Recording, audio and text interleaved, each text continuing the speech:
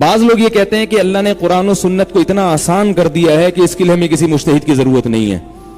یہ بات بھی غلط ہے. قرآن و سنت نصیحت کے لیے آسان ہے, فقہی مسائل کے لیے آسان نہیں ہے. یہ خود قرآن سے ثابت ہے. قرآن میں آتا ہے وَلَقَدْ يَسَّرْنَا الْقُرْآنَ لِلذِّكْرِ, ہم نے اس قرآن کو آسان کر دیا نصیحت کے لیے. یہ نہیں کہا لِلْمَسَائِلِ الْفِقْهِيَّةِ, مسائل کے لیے آسان کر دیا, یہ نہیں ہے قرآن میں. فَهَلْ مِن مُدَّكِرٍ, کوئی ہے نصیحت حاصل کرنے والا, یہ نہیں کہا کوئی ہے مجتہد بننے والا. ہم نے تو اتنا آسان کر دیا خود سمجھ کے مسائل نکالو, یہ نہیں ہے قرآن میں. مسائل کے بارے میں قرآن میں آتا ہے وَأَنزَلْنَا إِلَيْكَ الذِّكْرَ, ہم نے آپ پر اس نصیحت کو, یعنی یہاں ذکر سے مراد نصیحت نہیں پورا قرآن ہے. اس کی دلیل یہ ہے کہ وَلَقَدْ يَسَّرْنَا الْقُرْآنَ لِلذِّكْرِ میں اللہ نے قرآن کا نام ذکر کیا کہ ہم نے قرآن نازل کیا ذکر کے لیے, آسان.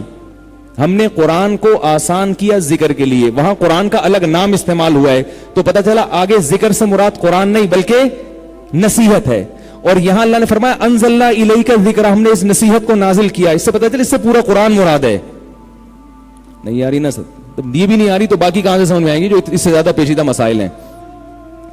تو اللہ نے قرآن نازل کیا, آگے فرمایا لِتُبَيِّنَ لِلنَّاسِ, تاکہ اے نبی آپ لوگوں کے سامنے بیان کریں ما نزل الیہم کے نازل کیا ہوا ہے. اب اگر قرآن, یہ منکرین حدیث جو ہے نا یہ یہی آیت پیش کرتے ہیں حدیث کے خلاف, کہتے ہیں جب اللہ کہہ رہے ہیں میں نے قرآن کو آسان کر دیا تو حدیث کی طرف جانے کی کیا ضرورت ہے بھائی. اور جو فقہ کے منکر ہیں جو کہتے ہیں کہ وہ یہ آیت پیش کرتے ہیں فقہ کے خلاف, حالانکہ اس آیت سے نہ فقہ کی نفی ہو رہی ہے نہ حدیث کی. اس میں تو ہے کہ نصیحت کے, نصیحت کسے کہتے ہیں, جنت جہنم کی باتیں, اللہ کی کبریائی, اللہ کی قدرت, اللہ کی محبت, اللہ کے احسانات.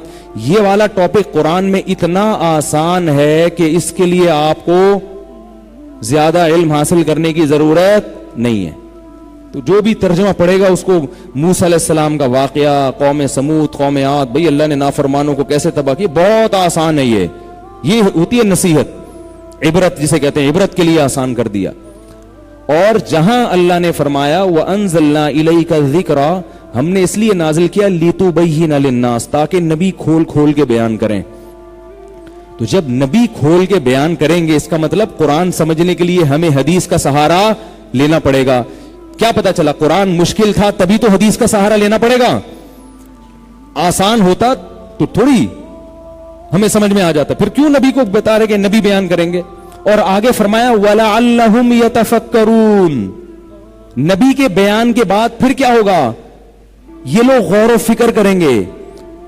فکر کا لفظ نہیں, تفکر عربی میں باب تفاعل کہتے ہیں, مشکل سے تکلف کے ساتھ کوئی کام کرنا. کیا مطلب, پھر یہ عقل لڑائیں گے, غور و فکر سے کام لیں گے, بہت گہرائی میں گھسیں گے تو مسائل کا استنباط ہوگا, قرآن کھلے گا پھر ان کے سامنے. اور تفکر مفکر لوگ کرتے ہیں, ہر آدمی کو تفکر کی اجازت. ایک بات. دوسری بات, تفکر کس میں کرنا ہے, پورے قرآن میں کرنا ہے. اور پھر قرآن کی تشریح حدیث ہے تو ساری حدیثیں اور پورا قرآن ملا کے تفکر کرنا ہے. تو جس کو پورا قرآن اور ساری حدیثیں نہیں آتی وہ تفکر کا اہل ہے, وہ اہل ہو سکتا ہے تفکر کا. ایک بات. دوسری بات یہ کہ خود حدیث میں نبی نے بتایا کہ جن لوگوں کو حدیث آتی بھی ہے تو ضروری نہیں ہے کہ وہ حدیث کا معنی بھی سمجھتے ہوں. یہ خود حدیث سے ثابت ہے.